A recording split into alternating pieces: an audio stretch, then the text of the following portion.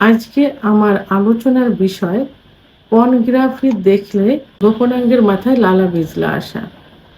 দেশের এবং প্রবাসের ভাই বোনদের প্রতি সালাম। আসসালামু আলাইকুম। আমি প্রভাষক ডাক্তার রিক্তা পারভিন, হোমিওপ্যাথি এবং আয়ুর্বেদিক চিকিৎসক। অনেক পুরুষ, বিশেষ করে যাদের বয়স কম থাকে, 18, 19, 20 বছর বয়স, এমনকি এখন সব ধরনের পুরুষেরই কিন্তু অভিযোগ থাকে যে একটু পর্নোগ্রাফি দেখলে, বান্ধবীদের সাথে কথা বললে, এমনকি বান্ধবীদের সঙ্গে একটু হাঁটলে, অত পার্কে কি যেখানে যদি একটু হাঁটাহাঁটি করে, ঘোরাঘুরি করে, একটু হাত ধরলে, স্ত্রীর কাছে গেলে সেক্স উত্তেজনা আসে। এই জাতীয় রিলেশন যেসব মহিলাদের সঙ্গে থাকে, ভাবি, মানে যাদের সঙ্গে এই জাতীয় আলোচনা করা যায়, দেখলে লিঙ্গের সঙ্গে সঙ্গে একটু দাঁড়িয়ে যেয়ে লালা বিজলা চলে আসে মাথায়। লালা বিজলা এসে কিছু সময় পরে আবার এমন কি হয় যে সঙ্গে সঙ্গে নিস্তেজ হয়ে যায়। তো এই অভিযোগগুলো এখন অনেক পুরুষেরই কিন্তু আছে, অধিকাংশ পুরুষেরই। যৌন অক্ষমতা হোক আর ভালো থাকুক, প্রায় পুরুষেরই অভিযোগ যে একটু উত্থান হলে, একটু সেক্স উত্তেজনামূলক ভিডিও দেখলে লিঙ্গের মাথায় লালা বিজলা চলে আসে। তো এবং এসে লিঙ্গ নিস্তেজ হয়ে যায়।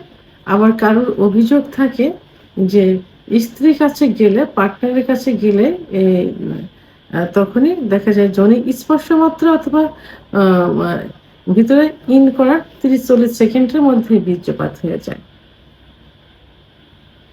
আসলে যে লালা বিজলাটা, এটা হলো মিউকাস। এটা কি মিউকাস বলে?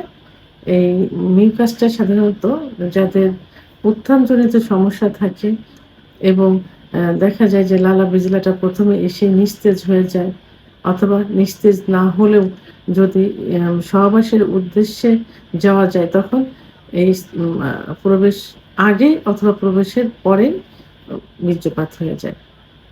এটা দ্রুত বীর্যপাতের যাদের হয় তাদের হয়। আবার দ্রুত বীর্যপাত না হলে এমনি হয়ে থাকে। আবার কিছু অভিযোগ থাকে যে প্রসাবে বসলে, টয়লেটে বসলে একটু প্রেসার দিলে বেরিয়ে যায়। তো এদের জন্য অনেক সুন্দর কিছু মেডিসিন রয়েছে, বিশেষ করে হোমিওপ্যাথি ওষুধের মাধ্যমে কিন্তু এটা সম্পূর্ণভাবে নির্মূল করা সম্ভব। এর পূর্বে কি করতে হবে? এই জাতীয় কল্পনা করলে যে এই সমস্যাটা হয়, এই কল্পনাটাকে বাদ দিতে হবে। সেক্স উত্তেজনা বাড়ে, এই জাতীয় কোনো কল্পনা আনা যাবে না। অর্থাৎ রাত্রে ঘুমানোর আগে অথবা দিনে যখনই হোক, নির্জন জায়গা পেলেই যে পর্নোগ্রাফি দেখে, এই পর্নোগ্রাফি দেখা থেকে দূরে থাকতে হবে। বন্ধু বান্ধবের সাথে কথা বলছে, তো এই মনোভাবটা আনা যাবে না। ফোনে কথা বলছে, এই মনোভাবটা, এই জাতীয় কথা বলা যাবে না, এই মনোভাবটা আনা যাবে না। এর জন্য প্রথমে মনকে কন্ট্রোল করতে হবে।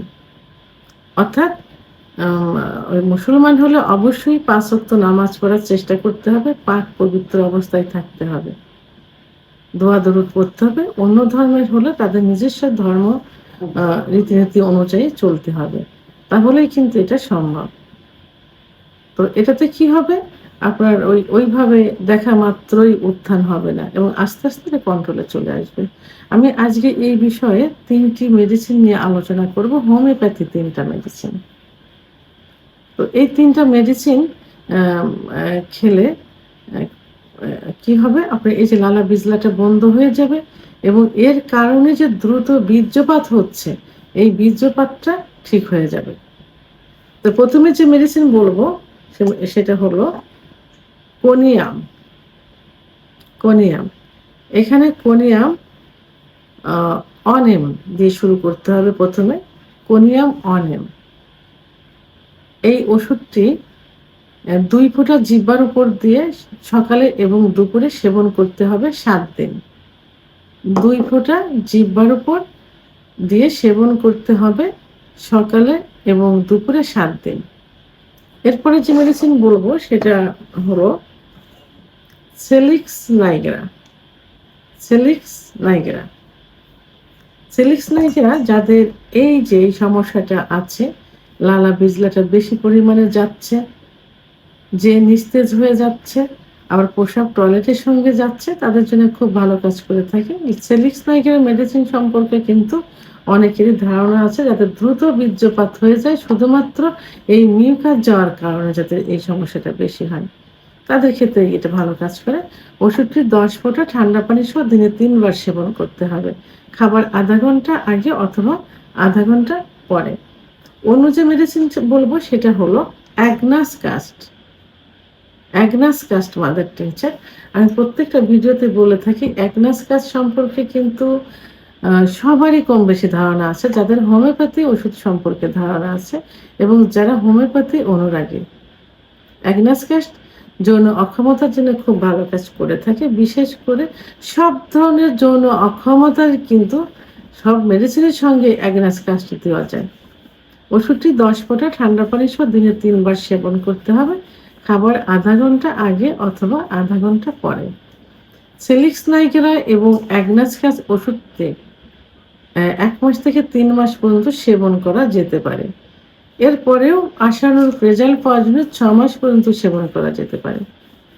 আর কোনিয়াম যে মেডিসিন বললাম, এটা অনেম খেতে হবে প্রথমে 7 দিন, এরপরে গিয়ে আবার এর পাওয়ারটা বাড়াতে হবে।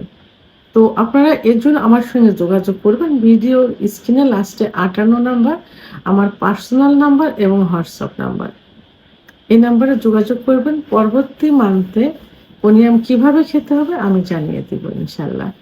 তো এই মেডিসিন 3টি অবশ্যই জার্মানি হতে হবে, বিশ্বস্ত জায়গা থেকে নিতে হবে এবং সিলগালা অবস্থায় নিতে হবে।